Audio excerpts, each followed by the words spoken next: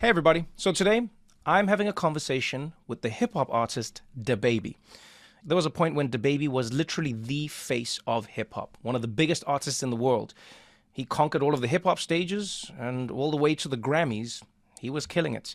Until one day, he made statements at the Rolling Loud Festival, which many people deemed extremely homophobic, and everything in his career changed. DaBaby is one of the hottest rappers in the game, but after making some wild comments during his Rolling Loud performance, major celebrities like Elton John and Questlove have called him out, saying his actions are ignorant and homophobic. DaBaby is doubling down on his seemingly homophobic and disturbing remarks made on stage at Rolling Loud in Miami. Now, since then, DaBaby has still been a performer, he's still been an artist, and many have asked the question, has he learned, has he changed, and what has he learned or changed from that experience? Well, today, we're chatting to him about all of it. This is What Now with Trevor Noah.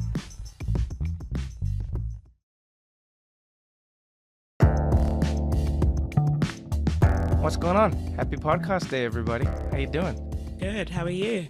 I'm fantastic. Me and Mandem's having a great time, blood. Can I tell you something? I think I'm going to move to London. Yeah? I'm having the time of my life. I just love it. What part are you staying in? All of it, blood, all of it. I got bare mans in it. So I've been riding the tube to my shows. Which, you know what's strange is like everyone in London tells you to ride the tube, but then when you ride the tube, everyone asks you why you're riding the tube, which is a very strange thing. Literally, I'm on the train every single day going to my show, and then people are like, what are you doing here? What are you doing riding the tube? And you're like, well, it's the fastest way. Yeah, but I didn't expect you to be riding the tube. Oh, that's so strange. So, what are you doing here? And then one guy's with me on the escalators coming up from the underground, and he goes, yo, Trev, I thought they gave you more money than to ride the subway, bruv. But I love it. It's been fun. You know, so I was in Ireland for a day. I love the Irish, man. They just have like I don't know what it is. They have a thing that connects them to us as South Africans. Oppression. Oppression and colonization. You see, I wasn't going to say that, Christiana. I was looking for something more I love the wholesome. Irish, but they've suffered. So that's why we get on. I like the Irish too. Scotland and Ireland, I feel like it's a full... They feel like 100% my people who just live somewhere else. That's how I feel. And the Irish are the least uncomfortable with a very uncomfortable story. You know? Yeah, I can see that. In fact, Ireland was the first place where I ever told stories about apartheid in South Africa, because I was talking to a comedian and some audience members. We were at a comedy festival, and one of the comedians was chatting to me, and he's like, so tell me a little bit about your life, Trevor. Like, what have you done? Where have you been? And I was like, oh, this is how I grew up, and this is what and he goes, my God, why aren't you talking about any of that on stage? I was like, well, because it's depressing. I'm talking about apartheid and racism. And he's like, that's the most interesting thing you've talked about, Trevor. He's like, our audiences would love to hear about that. And I was like, oh, okay. And then I went on stage the next day and I told some of those stories, and the audiences loved it. And so I'll always credit the Irish for, being the people who encouraged me to just explore the less obviously funny parts of life and the less comfortable parts of living. Because I think, that's comedy encompasses all of it. Life encompasses all of it. This podcast encompasses all of it. That's why we're here, people. That's why we're here. The good, the bad, and the ugly. I mean, look at our guest today, DaBaby. Ooh, DaBaby. Yes, this is an interesting one. Christiana, this is how I know you are my friend, truly. Mm-hmm. Yeah. Is that you'll roll with me, and you have both a judgment and a love and an understanding for me, regardless of some of the decisions I make. Yes. I mean, I trust it will be okay in the end. Just like I trust you'll do a good DaBaby interview, even though I have some reservations. Well, but I trust I'll roll with you on it. That's what I mean. Okay, so here's the thing. Some people listening to this podcast have no clue what a DaBaby is. And if you're one of those people, I actually hope you will listen, because I think it's a fascinating conversation that goes beyond his art and the music that he creates. And I think there will be parts of the conversation that'll be very tough. You know, DaBaby has not lived an easy life, nor has he grown up in an easy world. And I think he's been part of making it not easy at times. And if you do know DaBaby, some of you might love him and go like, oh, I love him and his music. And some of you might be like, I cannot stand DaBaby. I hate everything he stands for. And I don't know. I often find myself wrestling in life with the question of forgiveness, reconciliation, and the conversations that we have with people who have either wronged us or wronged, quote unquote, society. You know, and one of the things that interests me about DaBaby is you have someone who has definitely, I mean, he's definitely, you know, hurt people, but he seems to want to make amends, and sometimes I feel like he doesn't necessarily have the tools or the aptitude, but he has a willingness, and I'm a sucker for willingness. Yeah, I know that about you. You're definitely a sucker for some willing, even if they're not able. Yeah, but I think he's. I don't know about the willing part, and I'd love to learn more. I would say that before, you know, all of his controversies, I was a big fan of DaBaby. I still think he's so talented. Yeah. Just the music is brilliant. The music videos, just so artistic. So I came to his music as a fan, and then I think perhaps it was fame, perhaps it was environmental, but you know, a few things happened back to back, and you're just like, oh. And then, you know, it kind of culminated in the incident at Rolling Loud Festival, where he was quite homophobic very publicly, even though the crowd seemed to be enjoying it, which what was going on in that crowd? But you know, and since then he's kind of been a pariah, but I think he's coming back into public life, and there are some people that feel he hasn't been accountable enough. I'm intrigued by how people get to where they are and what informs not just the decisions they make, but the people they become. And DaBaby's one of those people, because I loved what you said. You became a fan of his and then discovered things. And I sometimes wonder how many times people aren't given grace because we don't know what we don't know about them. Yeah. And then when we do discover things about them, they're lucky enough that their past or their present doesn't sort of catch up to them, you know? Yeah, and it wasn't just his kind of comments. He also has kind of this history of violence. And I do want to say that sometimes, and this is not to absolve him for any responsibility for the things he's done, but how much is that linked to how he grew up, right? Is that where the violence come from? I'm curious about that, but I do think we live in a world where violent men are able to get away with things with little to no consequence. But, you know, who knows what consequences he's faced both personally and professionally because of it. The question I would have is, how willing is he to grow? Does he want to grow? Does he need to grow? And then more interesting for me is, what is everything that has affected him? Like what are the ingredients that have come together to create DaBaby and who this human being is? That's what I'm really interested to get into with DaBaby is, you know, who is the human being behind the actions? All right, yo, let's jump in with DaBaby. Let's see how this goes.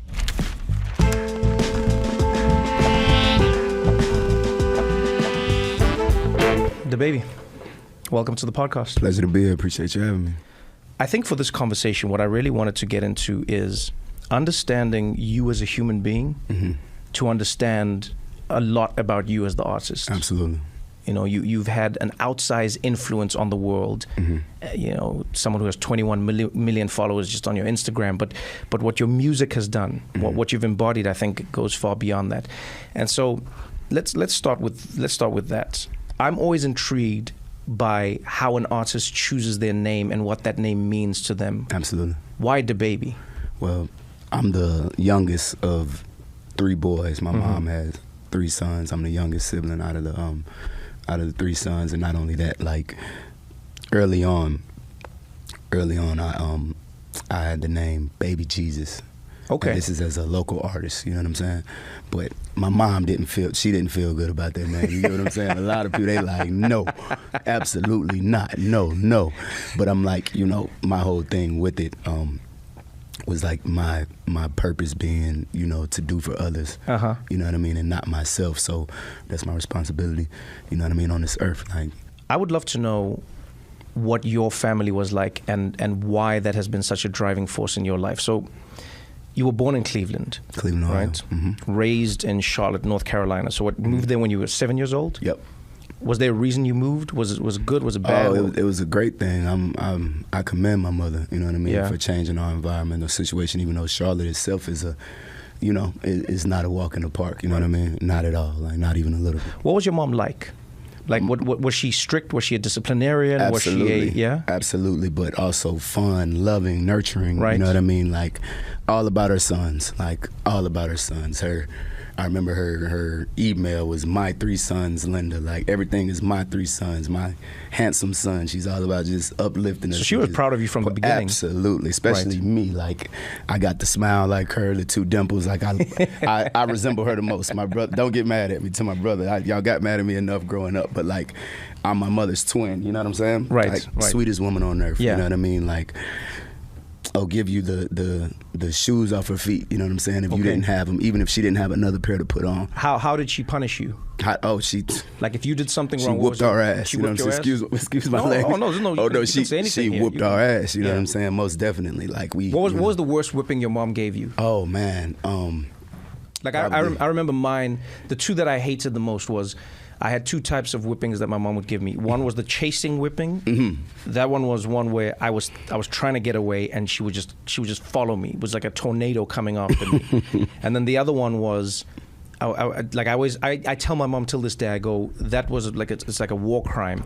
She would send me outside to get a stick from a tree. Pick a switch. You call it a switch. It's called a switch. You Absolutely. call it a switch out here, right? Absolutely. Yeah, and she would send me outside to pick my own punishment. Absolutely. I always said I hated being an accomplice to her crime. Everyone knows their worst. Like, what was the worst whipping that? That was one of the ones that Yeah? that was always, you know, that's like adding insult to injury. You know what I mean? Yeah. You know, especially when you try to find the tiniest little do. stick. Oh, and those are come the in worst, and it's though. like, oh no, go back. You know what I'm saying? And it's like, go back. So definitely the ones with the switch and the extension cord. You know, with landline phones. Oh man, you can hear the it. extension cord.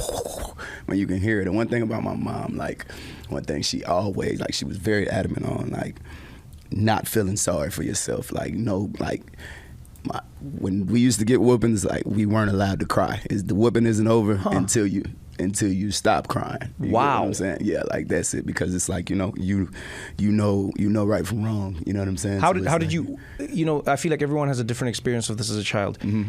Did you know why you were being whipped and so, Absolutely. but did you think that it was right, or did you go, this is the worst thing in the which way did you go? Because I feel there's always 2 types of kids. I knew right from wrong, you know, and it kind of you know, tickles me sometimes because, like, with the way that I'm perceived, you know what I mean, by the public, like, I was the good child in my house, like, you know what I'm saying? In my household, I was an angel, you know what I'm saying? Like, I was an angel, so, you know, I'll say that to say, you know, like, the environment that I come from, the household I was raised in, like, every day, it was like, it was war, you know what I mean? Like, growing up was a challenge for me, you know what I'm saying? Let's talk about those challenges. Like, you know, I grew up in South Africa. You know, we had our challenges. They're very different, and yet I find in many ways very similar. Absolutely. To many experiences that Black Americans had. Absolutely. You know, we all have our hood. We all have the dude at the corner. We all have the dice game. Right. We all have the shootings. We all have. It's strange how familiar and Absolutely. yet how different the worlds were. On different sides of the world. You grew up in this world where, you know, you have a mom who, by all accounts, is religious, is driven, Absolutely. is focused, is loving, is also a disciplinarian. She's keeping you in check. And she moves you to North Carolina. Now, when you're growing up in North Carolina, I've read a little on your story. I've listened to some of the interviews that you've had. It seems like you lived in a strangely hybrid world where, on the one hand, you had a few opportunities, but on the other hand, you were in the streets. And I'd love to know How did you end up in the streets? What would did you find the streets or did the streets find you? So a lot of those elements like that you list, like, you know, you got the hoods, the dice games, this, that, you got the alcoholics, drug addicts, all of that. One thing with me, and you know, and I take my time speaking on this because I never discredit the superhero that my mother was and still is. You get what I'm saying? A lot of those elements, like that, you know, most people have to go down the street to see or venture off or don't go over there, go to places their parents tell them don't go to see. They were in the household with me. You know what I'm saying? Like we would be watched by my uncles, like my uncles who are either alcoholic, drug addict. Right. You get what I'm saying? Right. This or that. Right. Like real deal drug addicts. Like not, you know, like, my grandmother's house directly across the street from the crack house. That's what they call them, a crack house. Yeah, so it's, you know, drug addicts, prostitution, 24/7. Like they're up 4 or 5 in the morning, they're up the entire night, out the entire day, roaming the streets. Like a lot of these elements, they were like right there. But at the time, like growing up, it just seemed completely normal to me. Yeah. You know what I'm saying? Like that's it's something. hard. It's hard though. I mean, it's hard. You know, it's interesting. I grew up in a very religious household. Many of the views that I held growing up were completely shaped by that religion. For sure. Over time, they've shifted and they've changed, but that was the core of my foundation. I also grew up in a very African household. Right. So those are some of the ideas that I held and I maintained. And it's interesting that you've now brought that up because, you know, you have your dad from afar, giving you wisdom, you know, contributing to your life, but he is from afar. Right. You know, you have your mom who's working all day, all night to make your life just, you know, what it needs to be, just to keep to keep a roof over your head. Right. And unfortunately, you're in an environment where you're surrounded by drugs, violence, alcohol. Absolutely. You know, you can name it. I mean, people can imagine it, but when you're in it, it's a very different experience. It's extremely different. There are two types of responses to this. There are people who will crumble because of this, and there were people who almost they'll become galvanized by it, and they will fight within it. I feel like you're the latter. I feel like you're the kind of person who saw opportunities and saw ways to thrive within that world. Absolutely. What was the first moment where, this is long before you're DaBaby, you know? I mean, you baby Jesus, you're the little kid in the family, you know? But and even with that name didn't come until. that name didn't come till much later. So much later. That wasn't a so childhood. At this point, you're name. still Jonathan. Childhood, I was John. You're just John. John, or Hard Chocolate was another nickname. Hard Chocolate. Hard Chocolate. Okay, so you got John or Hard Chocolate. What was the moment where the streets took you? What was that life? What were you doing? Where were you going? What, you know? There's a moment where it snaps. I remember the first time I had what was my first encounter with the police? First encounter with the police was my friends and I we had like a replica gun that we had with us, and we were stupid. We were thinking maybe would be, I don't even know. We were like, maybe we'll be gangsters. I don't know. Right. But that was like our first encounter with the police. I mean, we'd get arrested for throwing block parties that were illegal. But you always remember your first. What was your first encounter with the police? What was it about? What was happening in your life? I don't even know if the police were involved, but I remember I was in 4th grade, 3rd or 4th grade, but I bought a pocket knife to school, and I was showing it off to some girl. You know, I brought a pocket knife. I got expelled for bringing a knife to school. I'm so glad they expelled me. I got expelled. They suspended me for a day. That is wild. I showed it to a girl, and she told on me. They suspended me for a day. Oh, I got expelled for that one. They didn't. The knife was already gone when she told them. Thank God she waited probably to the end of the day to tell them, because I probably would have got expelled too. But and that would have messed up my little school record, because I was straight A's like all the way until like high school. I mean, nothing less than a B for sure. I didn't get a C till maybe high school. You know what? That is one of the paradoxes. So I don't know what it was like growing up where you grew up. Where we grew up, I found there was a conflict. There was a clash between the streets and school. Right. If you did well in school, guys would be like, you're goofy. Guys would say, you're a punk. Guys would, and so there was almost this element of, you don't want to do well because you don't want to be perceived as somebody, you know, who somebody can step up on, somebody who can be, you know, taken advantage of. You are a strange mix in that, because you were proud of your straight A's, but you're in the streets as well. Was there ever a moment where violence came into your world? Yeah, it was there. It existed. Oh, this is the just a daily entire thing? Time. Violence was in my world as when I'm 3 or 4. Like I see it's in the household. Like I see my uncles fighting each other. My brothers, you know what I mean? Like with me, like every day, like it was like that. Like, you know, I was the baby boy. Like I was the one. They'd lock me in the closet, bang on the doors, act like Jason's here, the boogeyman's here, these types of things. Like like I used to piss in the bed because I was scared to get up to go to the bathroom. You know what I'm saying? Like it was that type of thing. Right. We're all sharing a room, but violence is, it was very much there. Like while my mom's out working all these long, hard hours, like my brother, he's probably 10 at the time. 20, 30 older kids in the house, you know what I'm saying? Like, like did you ever see a dead body growing up?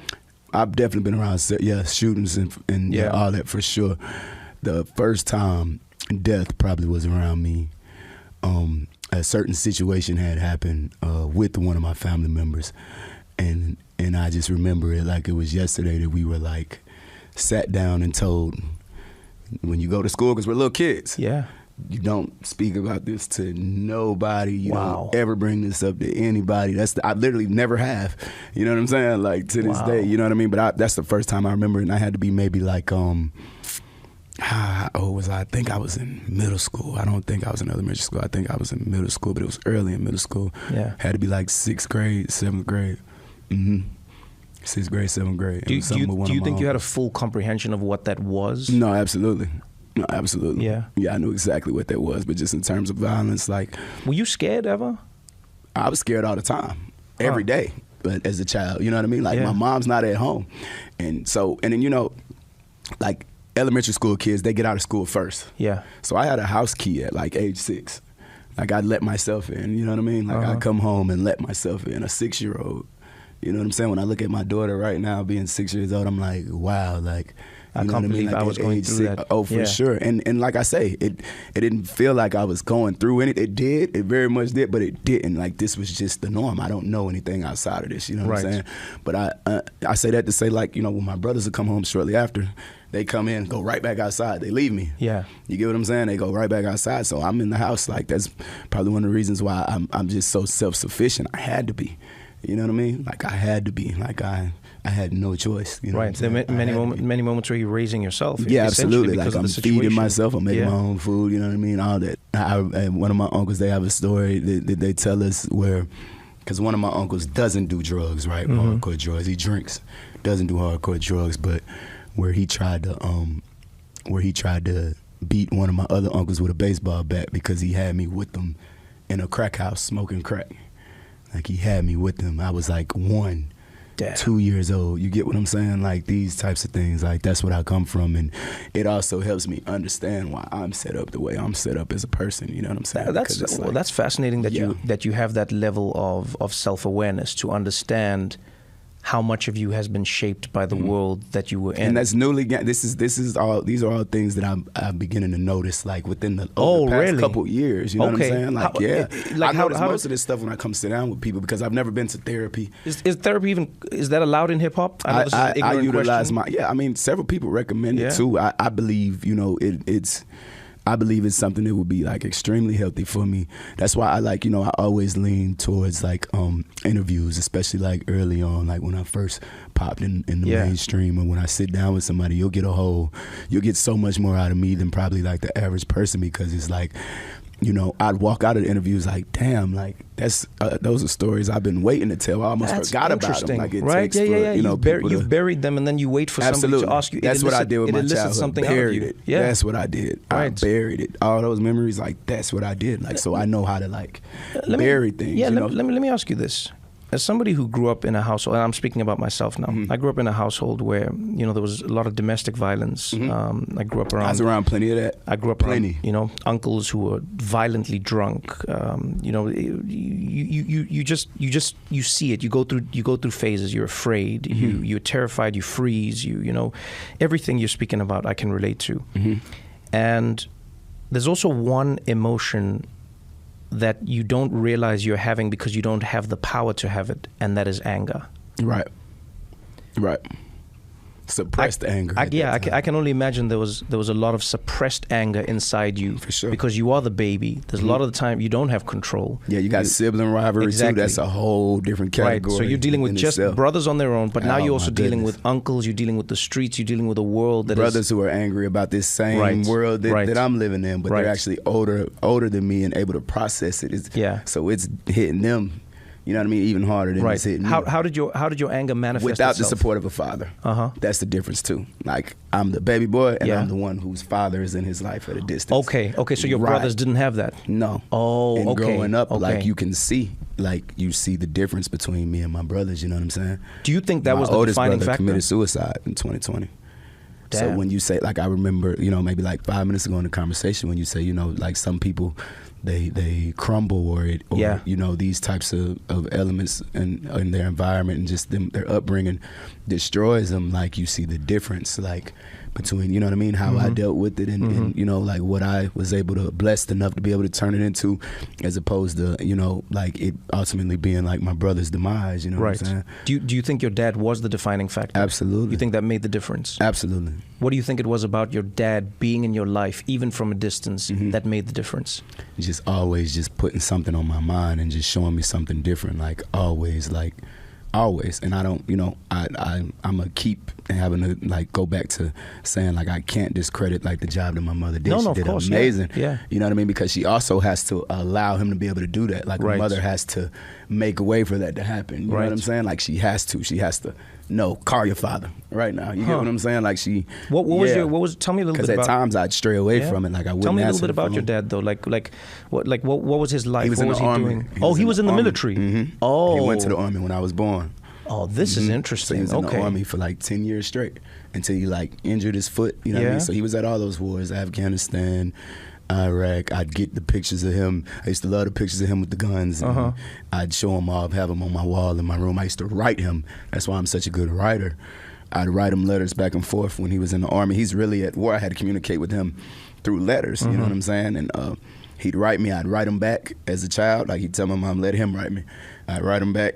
He'd like grade my papers like an English professor, like red line it, you know what I'm saying? Like have punctuation corrections, everything all throughout the paper. And he wouldn't even let me like use slang. And he's from that too. He's from Cleveland, Ohio. Right. So he's, but he wanted you to be more. When I'm with him, he'll he'll relax a little bit more with it, and you know what I mean. But while I'm over here on my mom's side, because it's a whole different, it's a completely different cloth over here. Yes, ma'am. Like yes, sir. He's very adamant on just making sure, and it made the world of a difference. You know what I'm saying?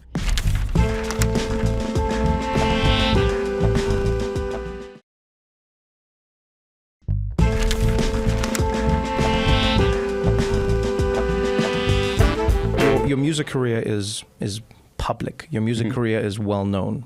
So I won't delve into that too much. What I'd love to understand is behind the scenes. Right. As DaBaby, you start blowing up. Your music starts growing. You start building up a fan base. You start making money. You start experiencing success.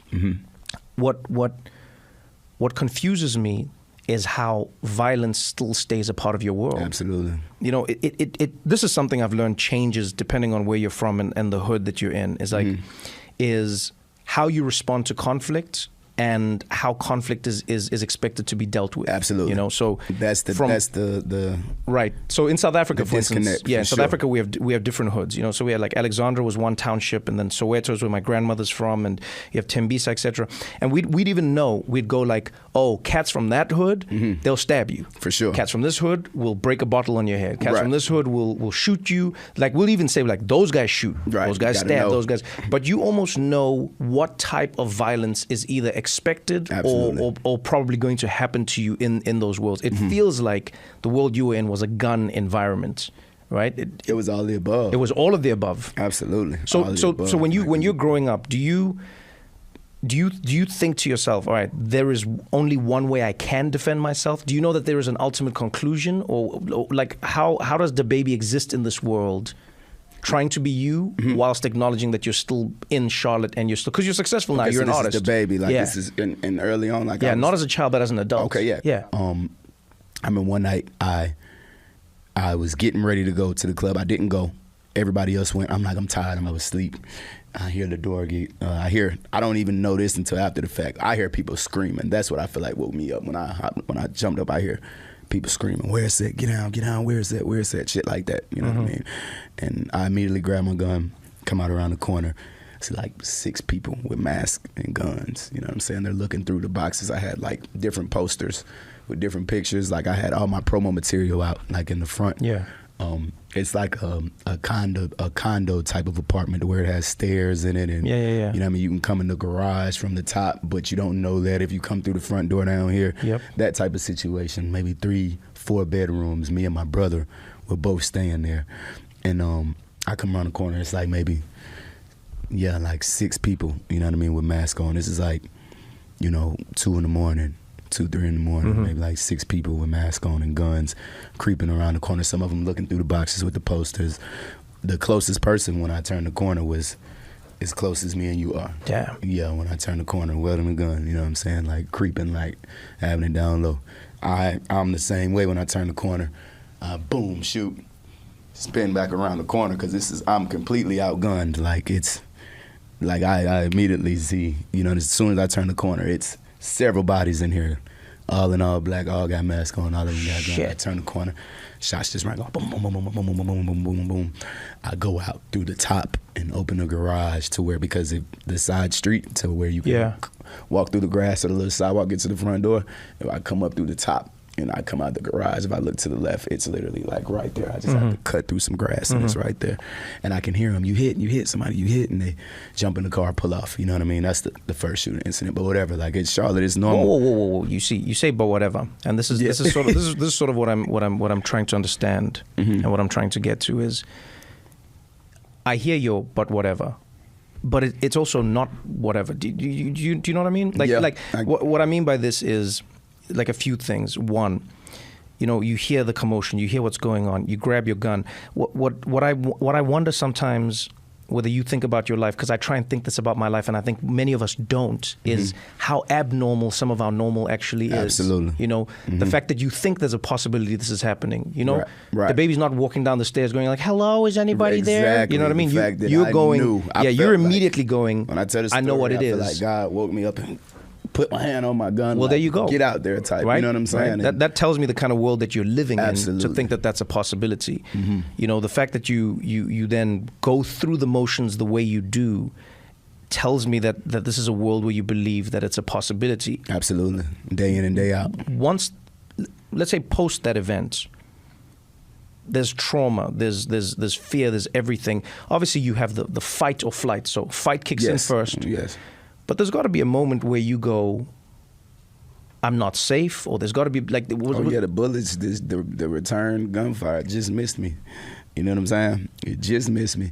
I feel like the difference with me, like I don't, it in terms of how do I deal with violence as opposed to how people expect me to deal with violence. Like, in my upbringing, it's like your only option is to, defend yourself. Right.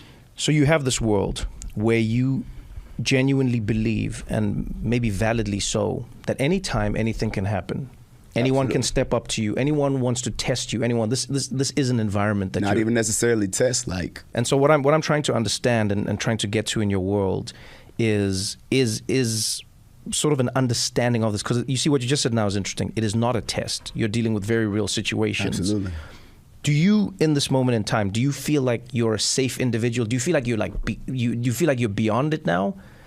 Never. No? Like I can walk outside right now and anything can happen to anybody. But who would the anything be, and who would the anybody? And I mean this honestly. There's no way. Like I'd have no way of knowing. You know what I mean? Like I'd literally have no way of knowing. But would it be the streets coming back, or would it be what? Like what is it? What makes somebody do something wrong doesn't necessarily have to have anything to do with you.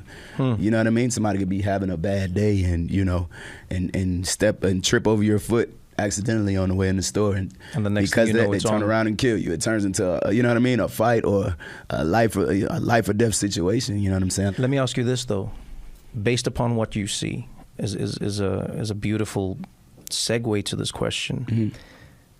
You are a parent, and you're a proud parent. Absolutely.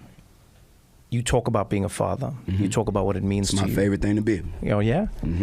And there is a valid argument that it is about the environment and it is the world that you're in. What is the world that you want to see, that you're creating for your child? What is that world? How different, or how do you make that world different? Because I'm assuming you don't want your daughter knowing that as a reality. I'm assuming you don't want your daughter thinking of that as a possibility. Not necessarily. You want her to be aware of it, I'm assuming. Absolutely, and that's the word I was going to Right. use. Like, it's just being aware of the world that she exists in, which she already is. Like, when I got into the situation and a guy was shot and killed in Walmart by me, my daughter was right there. She's right there, 1 year old. How did she process that? She didn't. She probably doesn't even remember it. Her older brother definitely probably remembers it. You know what I'm saying? She's one, so he had to be, 5 at the time. Yeah. He's her age. He was a year younger than what she is now. If she saw it now, she would definitely remember it like it was yesterday. Right. Mm-hmm. It's completely traumatizing. Like, it's, you know what I mean? How do you speak to your kids about that? What do you say after that situation? For real? I don't. Now, immediately after, I just pay very close attention to them. You know what I mean? I've definitely had a conversation with their older brother. My daughter wasn't even really talking at the time. She was, Right. but it's like, but with your son though, what's the conversation? It's just more so just checking on him, seeing how he himself processed it, and not telling him how to process it. You know what I mean? Okay. Like, not telling him how to process it. And, thank God he was one aisle over from me and he didn't actually see it. Right. So he hears boom, boom, boom, boom, boom, boom, boom, boom, boom, and sees an entire, Walmart store evacuate. Yeah. Fire alarms going off, the little siren going off, like he sees it. You know what I mean? He sees mayhem. He hears the conversations immediately after when I come back over to check on them. Yeah.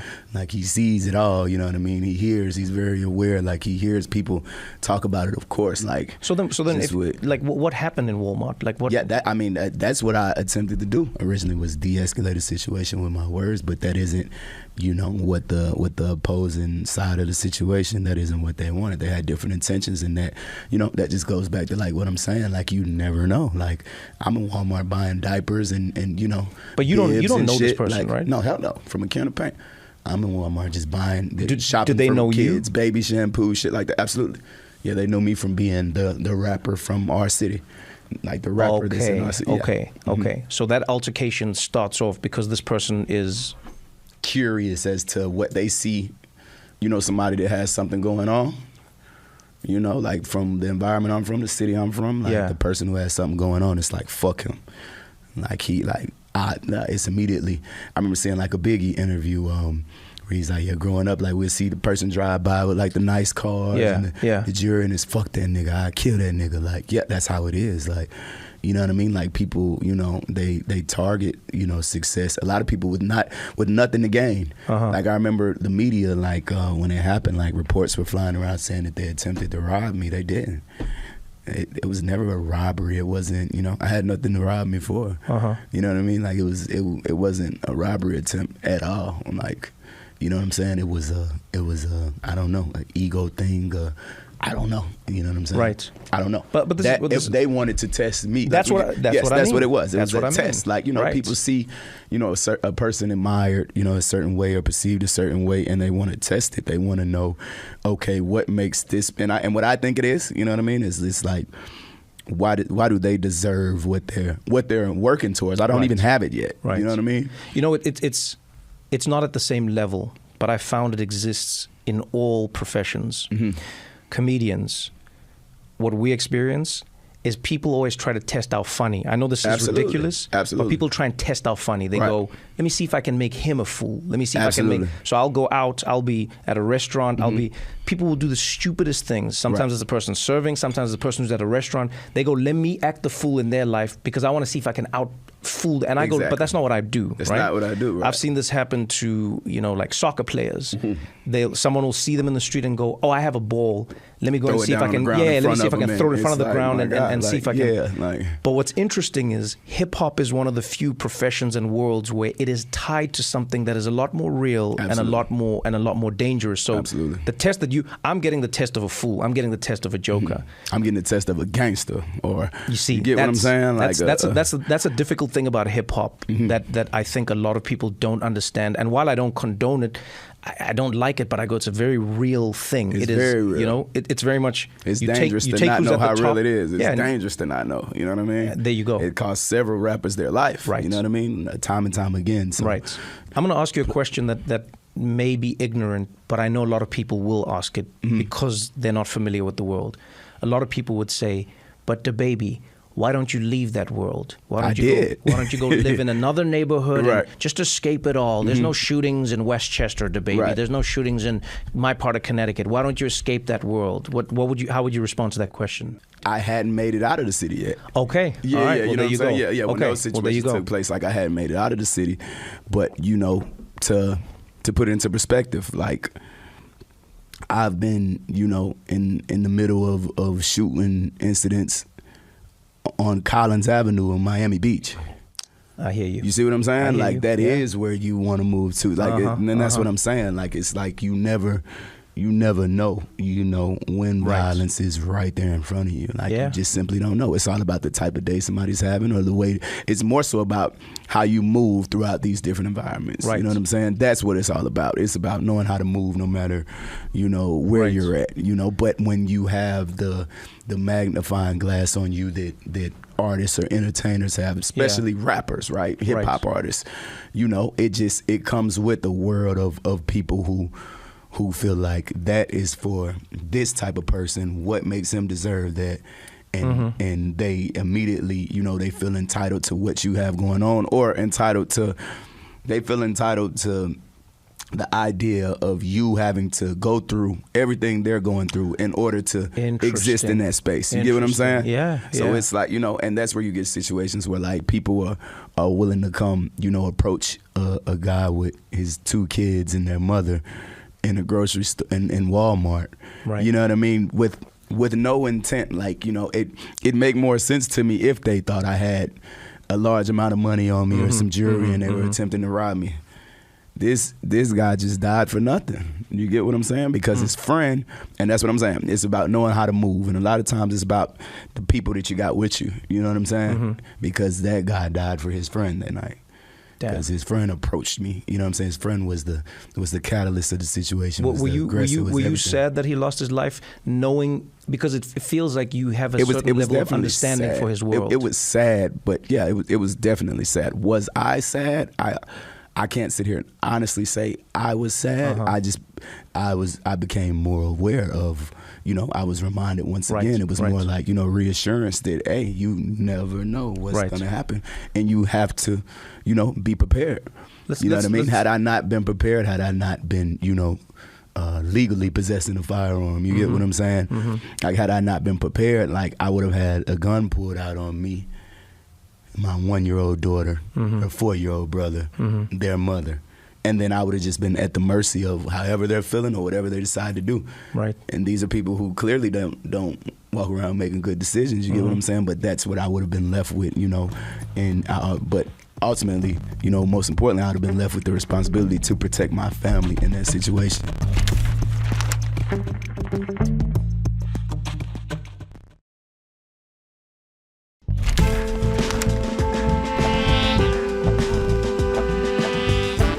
It's what you said about moving between worlds. You said you move from one world to another, not realizing that you don't understand the other world, and there's a level of ignorance that you move into it with. DaBaby blows up in hip hop, becomes an icon, becomes somebody who's setting trends. You're not just a music maker, you're a trend creator. You then accelerate that growth into a world where you are now on mainstream media, the SNLs, the Rolling Stones, you're on covers, the Grammys with you. The Grammys with me. You know what I mean? You're in this world. 6 nominations. Doing your thing, right? And all of that comes to a halt, or a lot of it, because not all of it really, a lot of it comes to a halt when one day you're on stage and in the middle of a performance, you start saying things to the crowd, you know, about AIDS and gay people, and I mean, you just, as I would say it with friends, if I was talking colloquially, I'd be like just shooting off at the mouth, just, you know, Right. you just going, and that sets into effect a series of dominoes. Oh, immediately. You didn't show up today with HIV, AIDS, any of them deadly sexual transmitted diseases that'll make you die in 2-3 weeks. Put a cell phone light in the air. Fellas. Lights up. Fellas, if you ain't sucking dick in the parking lot, put your cell phone lights in Let's the be air. real about this shit. Yeah, keep it fucking real. So let's break this down in steps and in stages, you know, because when things are happening to us, they often happen so fast that we cannot process what is happening. And I think from the public's point of view, oftentimes people consume something and then there's another story and then you move on and there's no real processing of anything. Right. So let's start with the actual incident. You're on stage, you know, you go into this moment with the audience where you're saying these things. What was your intention in that moment? Just to have everybody do exactly what they did, just to put their cell phone lights up and, you know, create a transitional moment in, you know, in my set, in my performance. But why That was it. Why do you think you said what you said? Where do you think it came from? I mean, what I said was, I mean, it was, I said it so naturally and without any ill intent, but at the same time, like, you know, on hindsight, definitely. And it didn't even have to be that far behind for it to be on hindsight. Like, I learned immediately, like, you know, I'm speaking the way I'm speaking, ignorant to the way that it'll be perceived with me being the person who I've grown and worked to be. You know what I'm saying? Like, because, you know, it's not, like I say, it's completely unintentional. Like, and not once did I even mention, you know, a gay person. Like, I didn't even say anything about a gay person. I'd mentioned if you don't have AIDS, fellas, I said if you didn't perform oral sex on somebody in the parking lot, put a cell phone light up. All of these are just things to, you know, to somewhat get you, not somewhat, to very much so get you to just put a cell phone light up, in which literally everybody did. Like, I don't, you know.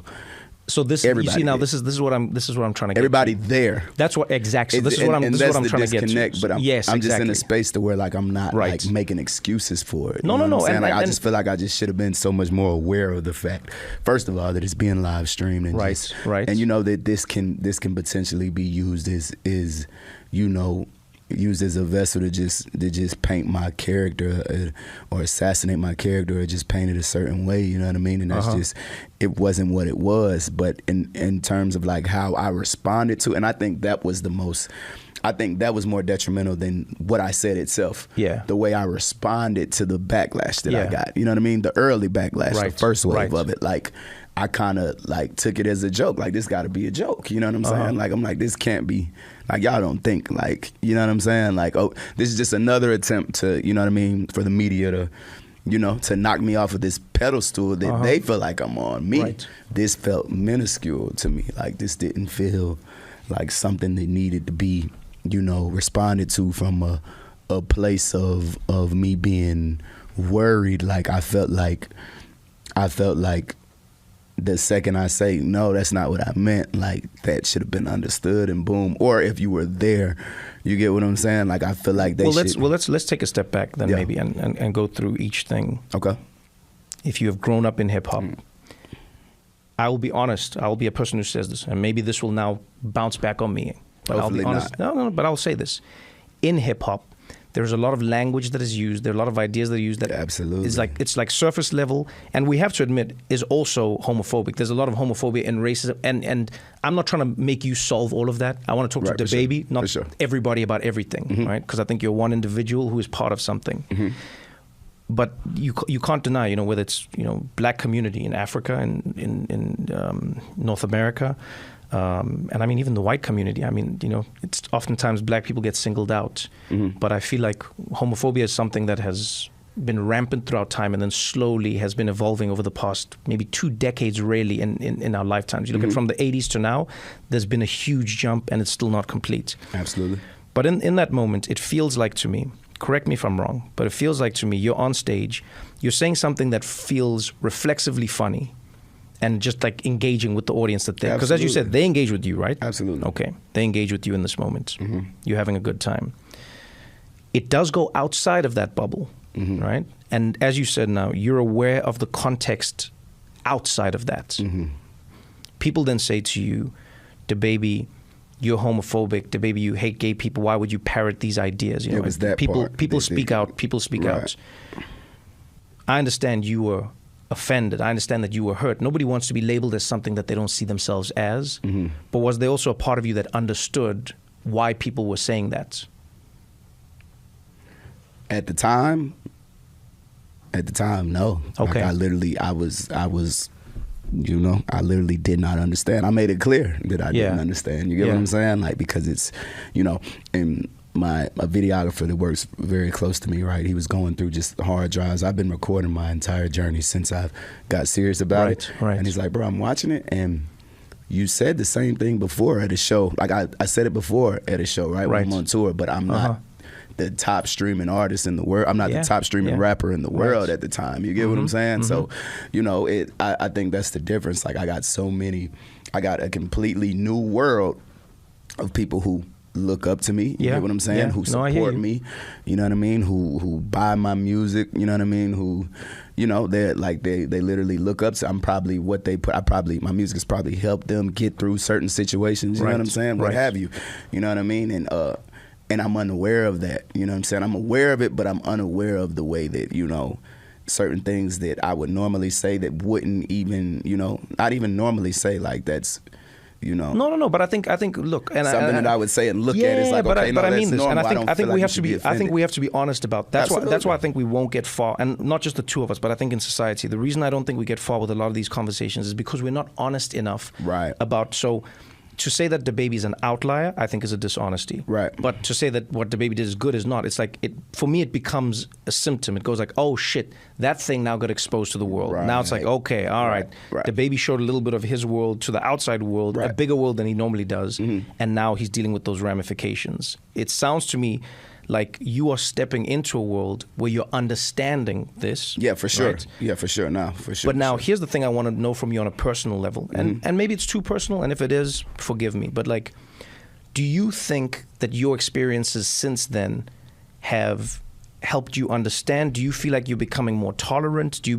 Or do you think you've been more defensive? Like, this is just you as a human being. I'd love to know how you've responded to the criticism, or how you felt. Like, as DaBaby, what do you want to be more of now that you're on the other side of that, you know?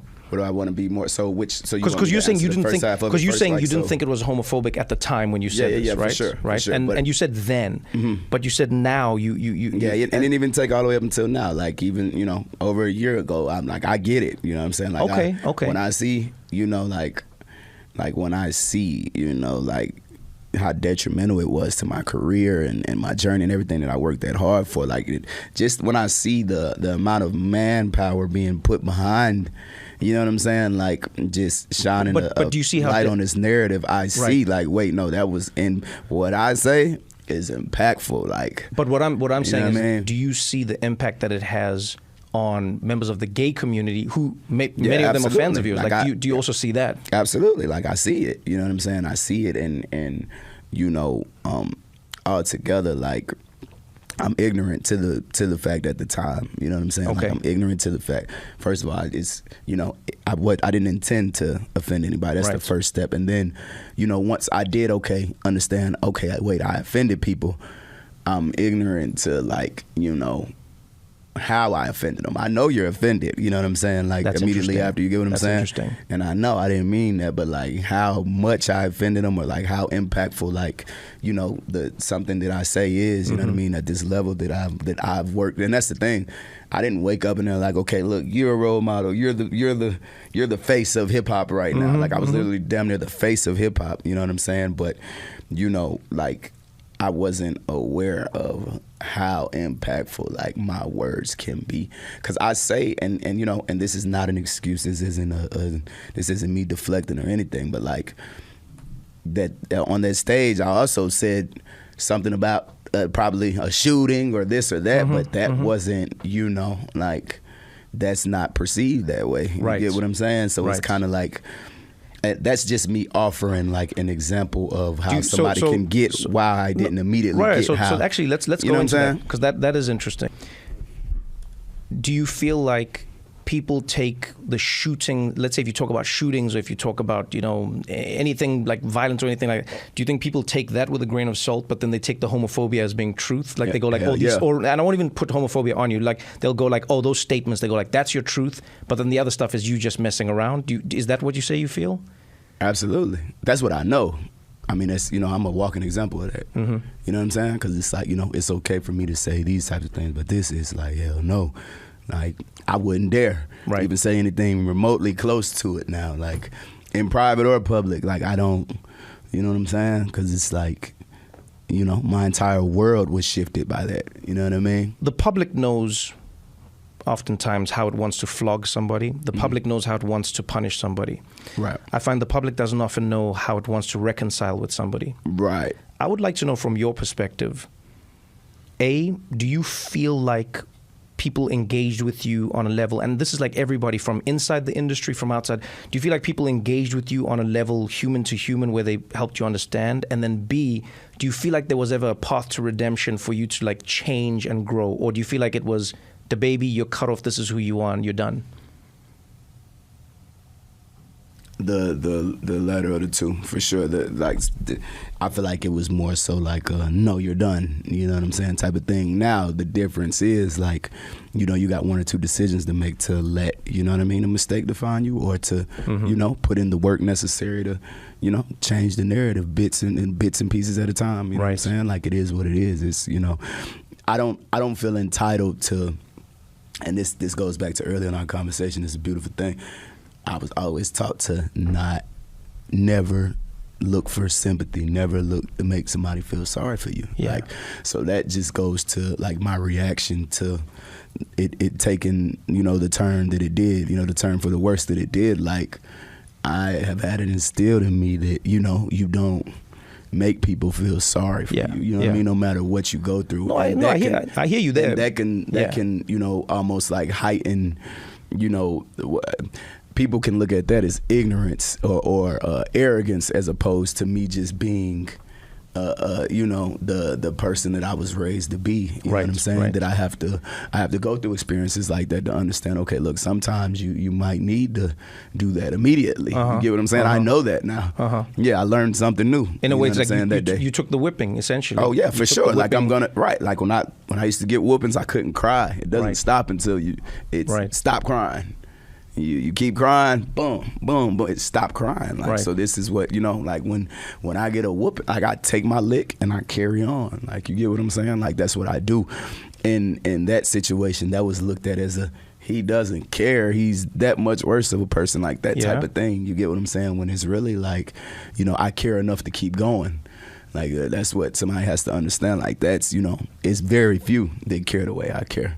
Well, that's what that ends people. Like, they'll never be sitting across the table from and that's, you. Exactly, and that's actually. You see, it's funny you said that, because that's exactly what I said to the team. Is I said, what intrigues me about DaBaby is this: he has every opportunity to stay immersed in a world that will fully accept everything that he has done. Absolutely, and yet he keeps on insisting on trying to both explain, reconcile, and deal with what has happened, and that intrigues me. And so now you've explained that to me as a person. Before I let you go, though, I'd love to know where you go from here. What now?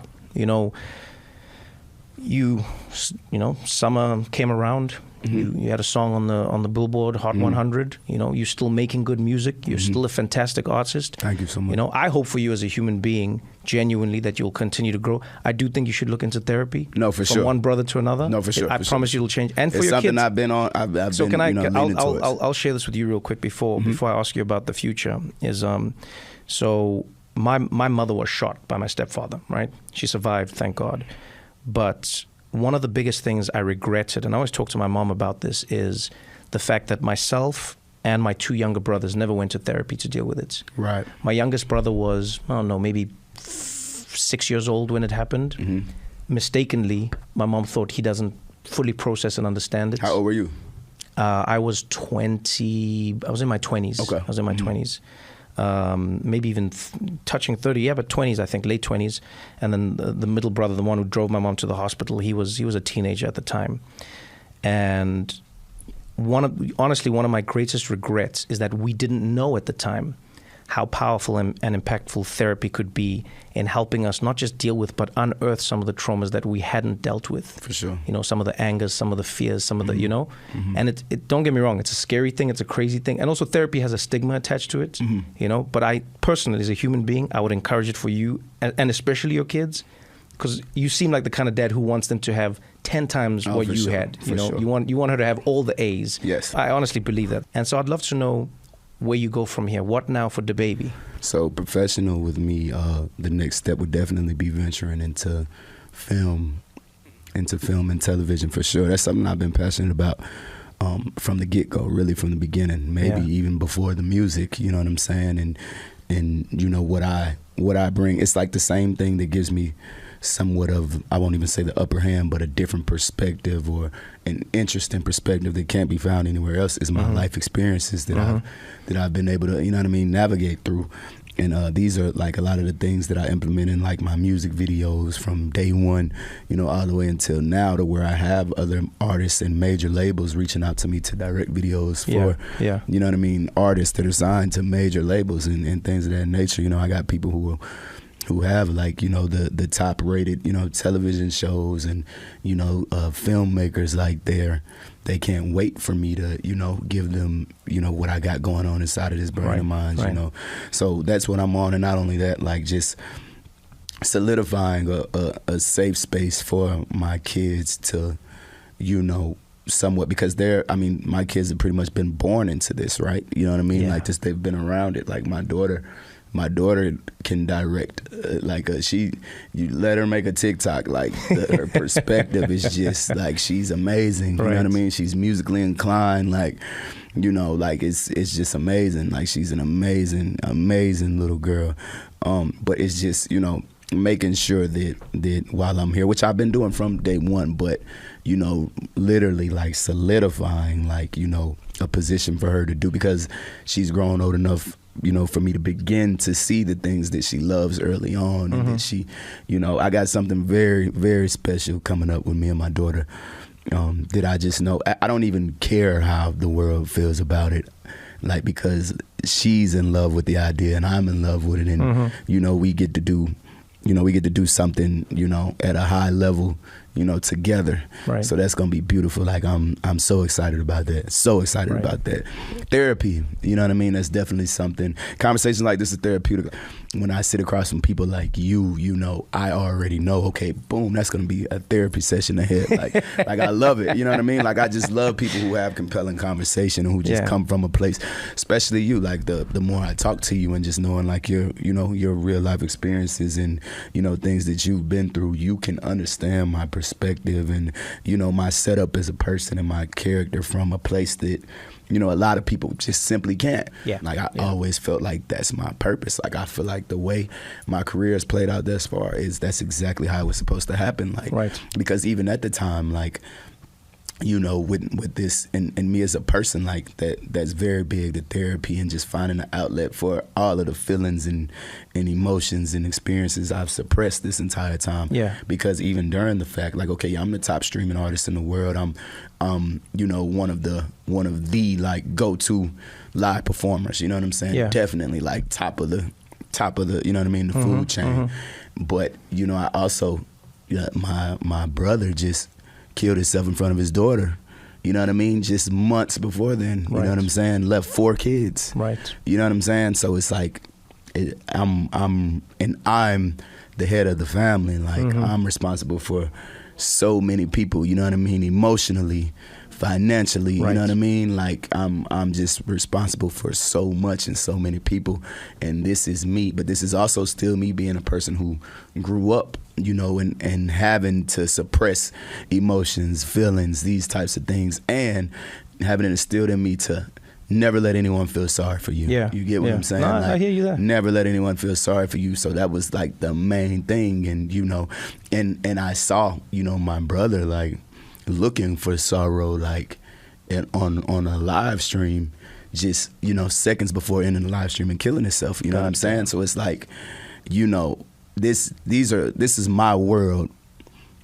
as I'm going on that stage at Rolling Loud. You get what I'm saying? But I still went on the stage, gave a hell of a performance right up until, you know, that life-changing moment, that pivotal moment, career-changing moment, life-changing as well. You know what I'm saying? But this is like, you know, I understand even with that, like my reaction to that, because, okay, now it's like they're telling, like, it's like they're making me take the lid off of that jar that I've just suppressed all these things in. You know what I mean? If I'm going to tap into that space, and I just feel like, you know, the world just got like, you know, the bad end of a ticking time bomb. You know what I mean? That's what I was. Like, I was just a ticking time bomb the entire time. So I feel like the way that situation played out, man, it was healthy. It was so needed, because I'm such a hot commodity, like, and I'm such a hustler, a workaholic, that I'm using my hustle to just, you know, to help me suppress. I'm just staying busy to help me suppress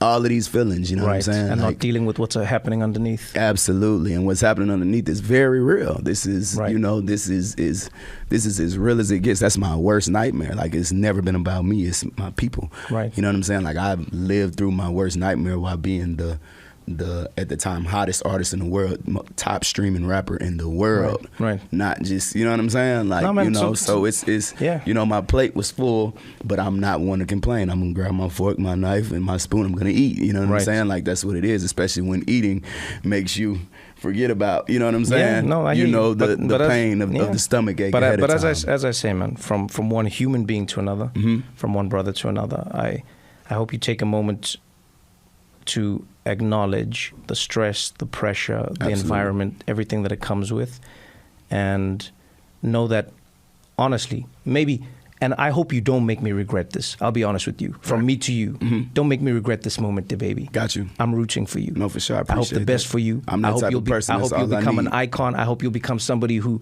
makes the world a better place. I will. You know, I'm rooting for you. Don't make me look bad. I got you. People are gonna play this interview and be like, he vouched for him. For sure. You know, I think you're beyond everything. I think you are truly someone who can rise to the greatest heights. We've seen your work. We've seen what you're passionate about. Appreciate that. You're an amazing parent. Keep doing your thing.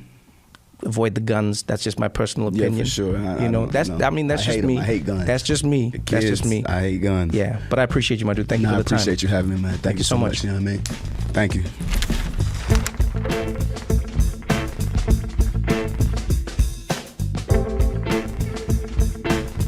What Now with Trevor Noah is produced by Spotify Studios in partnership with Day Zero Productions, Fullwell 73, and Odyssey's Pineapple Street Studios.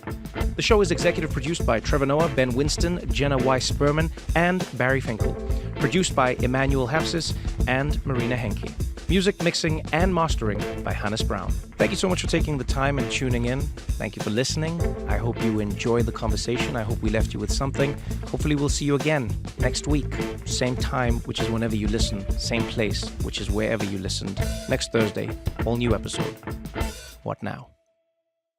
There's two things I've learned living in America. It's you respect the flag and you respect the anthem. Yeah, I don't know what it means, but I follow the rules. No, the reason I say I don't know what it means is because it's confusing. You'll meet a lot of people who are like, you respect the flag. And I get it, but then I'll see those same people on July 4th and they'll be wearing the flag as underwear. Does that count? Yeah, you looked up and you were like, that flag, these balls.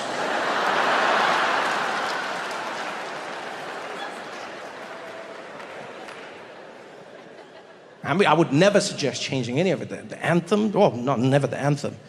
Even though maybe it could do with a little change, you know? It is a very violent anthem. You know, and America struggles with a lot of violence, maybe like a softer anthem, because it's a violent anthem. It's the only anthem I've ever heard that has bombs blowing up in it. Yeah, there are bombs and rockets in your national anthem. It's like a Michael Bay movie in a song. Everything just blowing up in slow motion.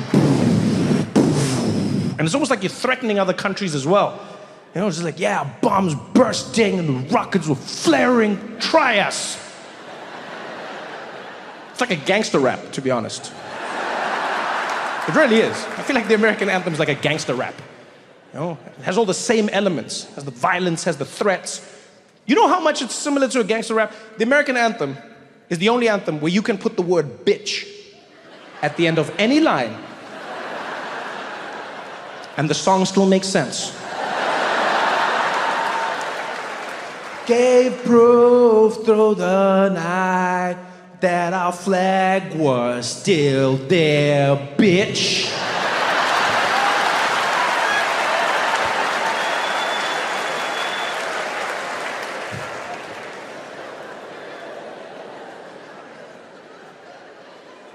I love the American national anthem, I won't lie. Yeah, it's exciting, and I know all the words. I didn't try and learn the words, but I know the words. It's just one of those songs that you hear so much that you know it, you know? Sort of like, nationwide is on your side, like same thing. I don't want to know that, I don't need to know that. Yeah, I wish I could reclaim the space in my brain, but it's there. America's national anthem is like that, because you hear it so much in America. You know, this is the only country I've ever lived in where you play the national anthem when there is no other country in attendance. Yeah, it would be like basketball games, football games, beer pong games, national anthem. Which I know is normal if you've lived in America all your life. You're like, well, what other way is there, Trevor? Well, I'll tell you, as somebody who comes from the rest of the world, that's not a thing. It's not. Most places in the world, you play the national anthem like maybe once a year on like a national event, or when you're competing against another country. That's when you play it, right? Because the other country's there, and you have to prove to your country that you're loyal. That's why you sing the song, you know, because countries are very insecure. You have to reassure them, constantly reassuring. They should go to therapy, deal with their attachment issues, but they don't.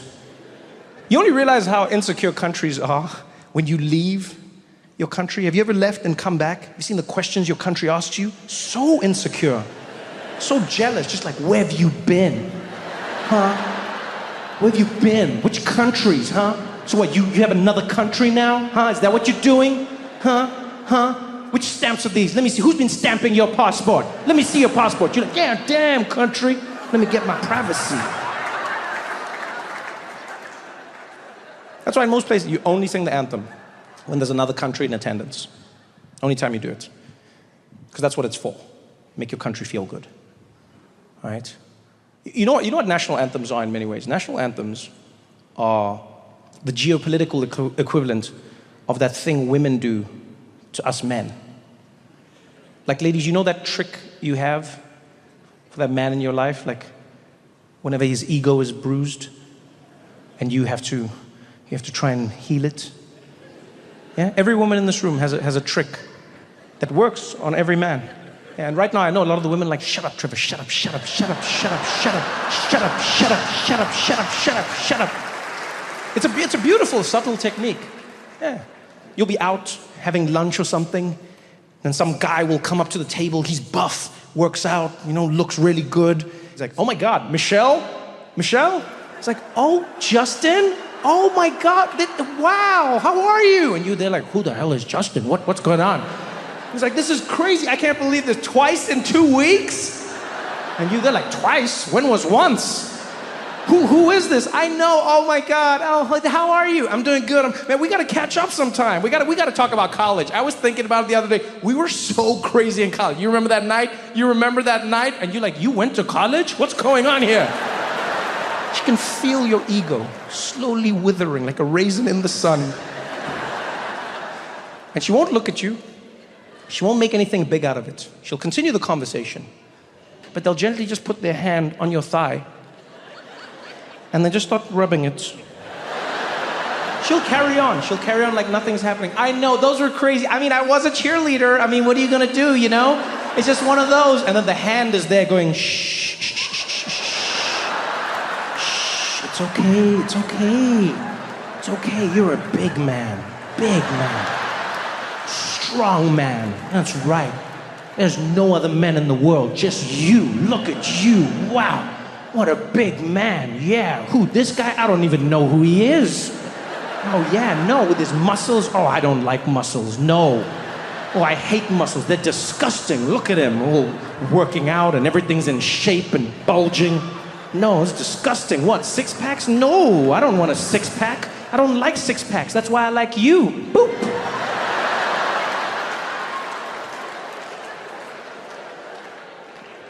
That's what a national anthem is.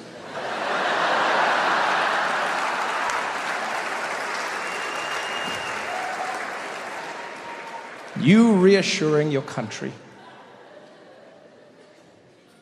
The American anthem is such an interesting one, you know?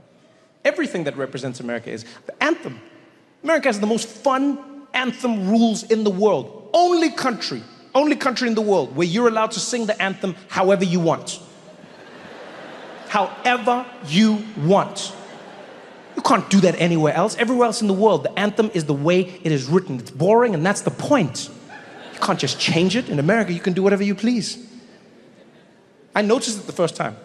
First time I really noticed it was at a basketball game. It was the New York Knicks, and they were playing against the Toronto Raptors, right? And because the Raptors are from Canada, they had to play 2 national anthems before the game, which is rare. Right? So that we're in the arena, and everyone's like, and then the voice comes on. It's like, ladies and gentlemen, please stand for the Canadian national anthem. And everybody stood, and then they just played like a tape somewhere. You could tell they didn't care. And it was the song, the Canadian song. It's always the same. It's like, oh, Canada, that is the native song. I've missed song. And something brings us back to do. You know the song, man. I don't have time for that. Whatever. They sang the Canadian anthem. They were done. And then the announcer came back. And now, ladies and gentlemen, please stay standing for the American national anthem. And that's my favorite part. Yeah, the lights will go dark. Someone walks to the middle of the arena. It's always so intense. Complete silence.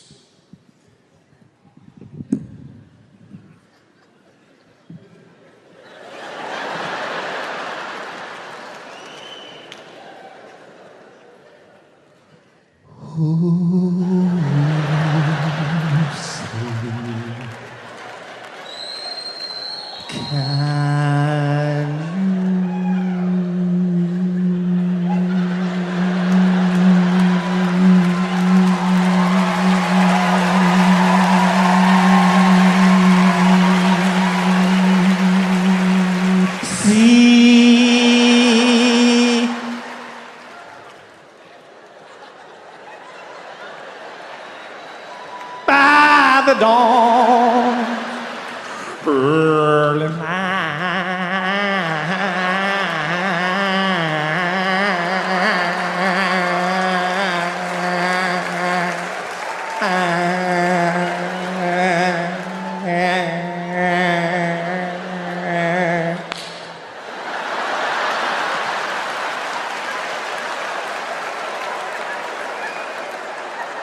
What's so proud that we... Why are you trying to make the anthem sexy? What are you doing? What are you doing? I never understand that. Why are you trying to make it a sexy song?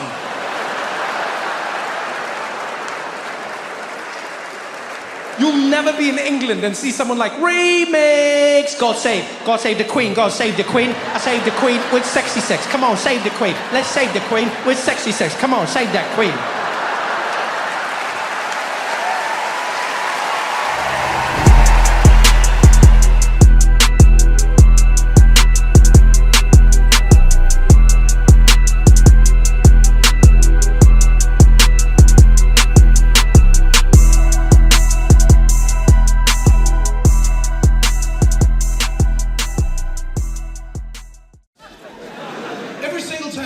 Come up in South Africa, people always start to panic, you know. Ever since our first democratic elections in 1994, Nelson Mandela was about to become president, people started panicking. You remember that? There were people, you'd hear them, I'm leaving, I'm going to Australia. I'm going. It's been fun, Mary, but it's time to go, hey? It's time to go. They're gonna take over now. And then Mr. Mandela became president, and they all stayed. He's a wonderful man, wonderful man. If it wasn't for him, I would have left, hey? A wonderful man, yeah, he's really great. Next elections came, Thabo Mbeki was about to become president. People panicked again. I'm leaving, I'm going to Australia, I'm going. I swear, I'm leaving, Mary, hey? Now that Mandela's gone, you know they're gonna eat us. It's time to go, I'm going to Perth. And then Thabo became president, and once again, they all stayed. He left.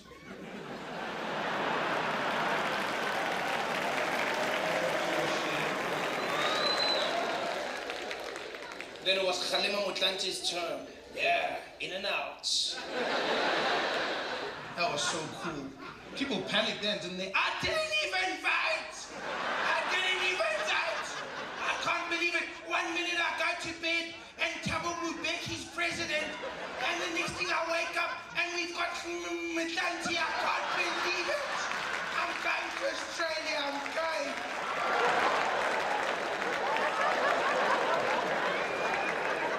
Oh, and then it was Jacob Zuma. Oh, the original boogeyman. Yeah, that's when you heard people panicking. Things were different though in South Africa, because for the first time in our history, you heard black people going, "Ish, how much is that ticket to Australia again?"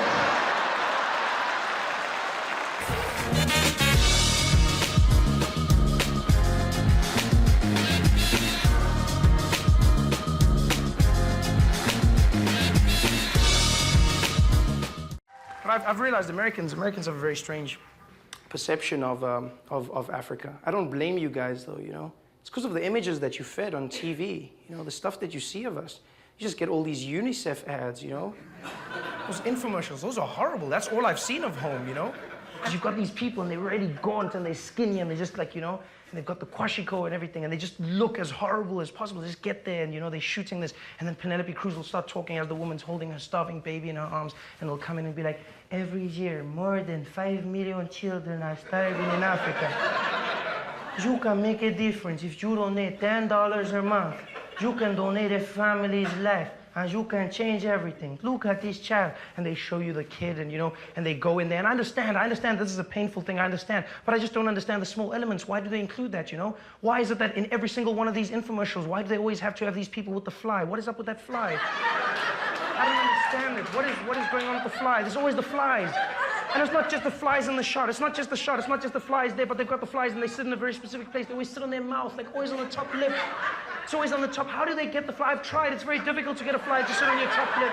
How do they achieve this goal? I'm sitting there watching this, you know, and they always get it. It's almost like they don't shoot without the fly now. It's like, you know, it's like the flies become the watermark of a starving African. It's like a trained fly. Is this one of your Disney flies? Is it one of those? Come on, boy, get in there, and stay. Okay, we're ready, and action. Every year, more than 5 million children are starving. You can make a difference if you donate $100. It's just madness, what is it? And it angers me, it really does. I understand, there's people starving. Yes, there are people starving in Africa. I do understand this. There are people starving, but I don't understand why they need to make us look that bad. And yes, I will say it, they do make us look bad. They make the whole of Africa look bad. They make me look bad, and they make me angry. Because I grew up in a black family in Africa.